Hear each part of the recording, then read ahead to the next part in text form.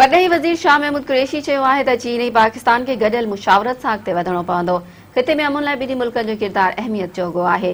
Saudi सां लाॻापा बहितर आहिनि। सऊदी क़यादत सां अञा वधीक मुलाक़ातूं कंदासीं। इसराइल खे नथा मञी सघूं। चीनी दौरे दौरान ख़ानगी टीवी चैनल सां ॻाल्हाईंदे शाह قريشي चयो त पाक सऊदी लाॻापा बहितर आहिनि। सऊदी क़यादत सां अञा वधीक मुलाक़ातूं कंदासीं। असां हमेशह दोस्त मुल्कनि जे उमीदनि ते पूरो लहण जी कोशिश कई आहे। हुन चयो त भारत मालारियल कश्मीर ते ग़ैर क़ानूनी तौर कब्ज़ो कयो आहे।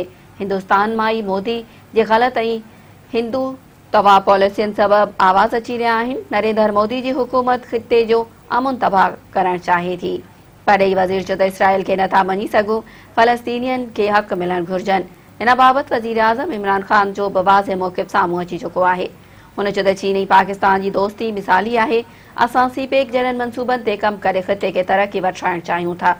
कुझु अंसर ख़िते में अमन नथा चाहिनि, पर पाक चीन दोस्ती अहिड़नि अंसरनि जा नापाक इरादा हमेशह मिटीअ में मिलाया आहिनि ऐं अॻिते बि अहिड़ा हुरबा नाकाम बणाया वेंदा।